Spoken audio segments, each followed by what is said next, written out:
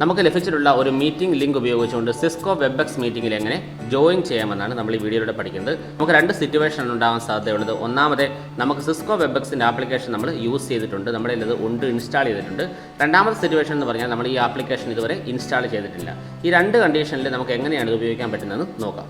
നമുക്ക് ഒന്നാമതായിട്ട് Cisco വെബ്എക്സ് app നിങ്ങൾ ഇൻസ്റ്റാൾ ചെയ്തിട്ടുണ്ട്, നിങ്ങൾ ഉപയോഗിക്കുന്ന ഒരാളാണെന്നുണ്ടെങ്കിൽ നിങ്ങൾ ആ ലിങ്കിൽ ക്ലിക്ക് ചെയ്യുന്ന സമയത്ത് സിസ്കോയുടെ വെബ്എക്സ് ആപ്ലിക്കേഷനിലൂടെ മുന്നോട്ട് പോകാനുള്ള ഓപ്ഷൻ നമുക്ക് ലഭിക്കും. അത് നമുക്ക് കാണുന്നില്ലെന്നുണ്ടെങ്കിൽ നമുക്ക് മോർ എന്ന് പറയുന്ന ഓപ്ഷൻ എടുത്താൽ അതിനകത്ത് കാണുവാൻ സാധിക്കും. അങ്ങനെ നമുക്ക് സിസ്കോ വെബ്എക്സ് ആപ്ലിക്കേഷൻ ഉപയോഗിച്ചുകൊണ്ട് ഈ ലിങ്ക് നമുക്ക് ഓപ്പൺ ആക്കുവാൻ സാധിക്കും.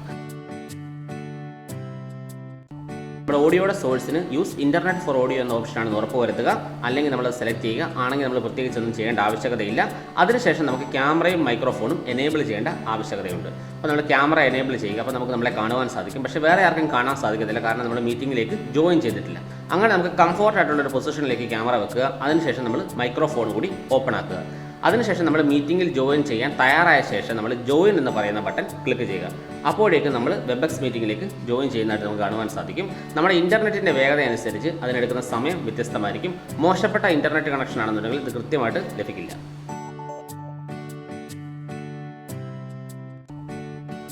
ഇനി നമുക്ക് രണ്ടാമത്തെ ഒരു സിറ്റുവേഷനെ പറ്റി സംസാരിക്കാം. നമുക്ക് വെബ്എക്സ് ആപ്ലിക്കേഷൻ ഉപയോഗിക്കാത്ത ഒരാൾ ആദ്യമായിട്ടാണ് ഒരു മീറ്റിംഗിലേക്ക് ജോയിൻ ചെയ്യാൻ വേണ്ടി ഇൻവിറ്റേഷൻ ലിങ്ക് ഉപയോഗിക്കുന്നത്.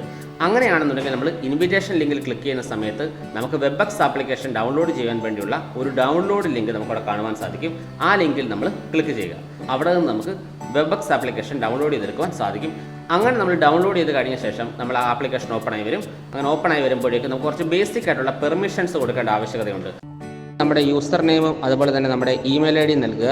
അതിനുശേഷം നമ്മൾ കണ്ടിന്യൂ ചെയ്യുക.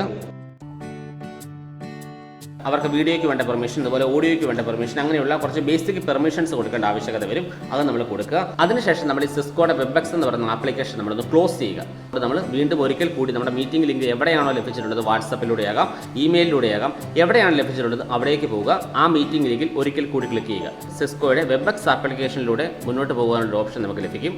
അത് നമുക്ക് കാണുന്നില്ലെന്നുണ്ടെങ്കിൽ നമുക്ക് മോർ എന്ന് പറയുന്ന ഓപ്ഷൻ എടുത്താൽ അതിനകത്ത് കാണുവാൻ സാധിക്കും. അങ്ങനെ നമുക്ക് സിസ്കോ വെബ്എക്സ് ആപ്ലിക്കേഷൻ ഉപയോഗിച്ചുകൊണ്ട് ഈ ലിങ്ക് നമുക്ക് ഓപ്പൺ ആക്കുവാൻ സാധിക്കും.